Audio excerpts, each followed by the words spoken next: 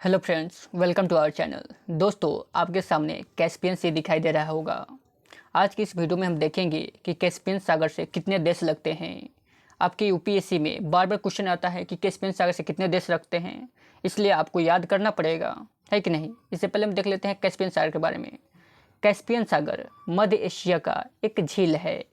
अब आपके दिमाग में दो सवाल आता होगा कि मध्य एशिया क्या है और इसे हम झील क्यों कह रहे हैं। अभी तो आप बोले कि सागर है और झील भी है, तो मैं आपको बता दूं कि यह झील भी है और सागर भी है। क्यों है?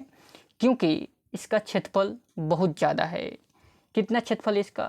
4,30,000 इसका क्षेत्रफल है, ठीक। और रही बात मध्य एशिया की, तो मध्य एशिया में 5 देश आते हैं, हम आगे देखेंगे, ठीक है। तो इसे झील इसलिए कहते हैं क्योंकि इसका क्षेत्रफल अधिक है और यह 5 देशों से लगता भी है। इसके आजू बाजू में 5 देश है, ठीक है।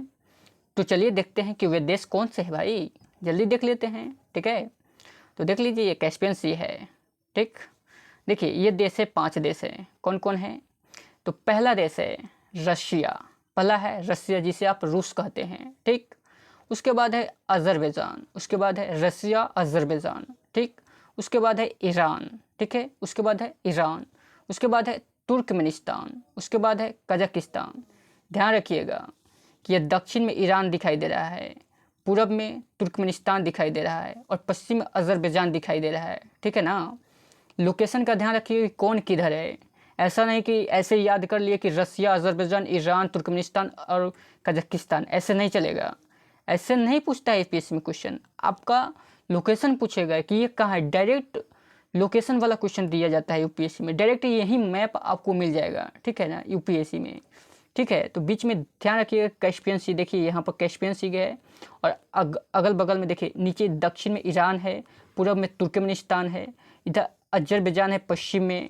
और यहाँ से देखिए अगर खींच देंगे ऐसे तो उत्तर हो जाएगा, ए हो जाएगा पश्चिम, तो उत्तर पश्चिम में कितना है? रशिया है, ठीक है ना। ऐसे मैप को पढ़िए तभी याद होगा, नहीं तो नहीं होगा रिजल्ट, ठीक है ना। ऐसे कीजिए, ठीक है। चलिए थोड़ा देख लेते हैं हिंदी में। हाँ, मैंने बताया था ना कि देखूंगा मध्य एशिया में, तो मध्य एशिया में कितने देश आते हैं? 5 देश आते हैं। मध्य एशिया में कितने देश आते हैं? 5 देश आते हैं। वो देश कौन कौन से हैं? तो कजाकिस्तान है, पहला है कजाकिस्तान, उसके बाद है किर्गिस्तान, उसके बाद है ताजिकिस्तान, उसके बाद है तुर्कमेनिस्तान, उसके बाद है उज्बेकिस्तान। देखिए इस मैप को याद रखिए, नक्शा याद रखिए। ये एज इट इज मैप आपको यूपीएससी के प्रीलिम्स एग्जाम में देखने को मिलेगा, ठीक है ना। Direct map. यहाँ पर है कजाकिस्तान ऊपर, यानी कि उत्तर में कजाकिस्तान है, किर्गिस्तान है, ताजिकिस्तान है, उज्बेकिस्तान है और तुर्कमेनिस्तान है, ठीक है ना। तो ये मध्य एशिया के 5 देश हैं, Kazakhstan, Kyrgyzstan, Tajikistan, Turkmenistan, Uzbekistan और यहाँ पर है कैस्पियन सी, ठीक है ना।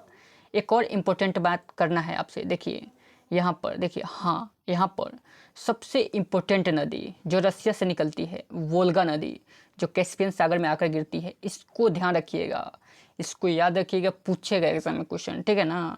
वोल्गा नदी कैस्पियन सागर में आकर गिरती है, ठीक। एक बार और देख लीजिएगा लास्ट जाते जाते, तो देख लीजिए रसिया है।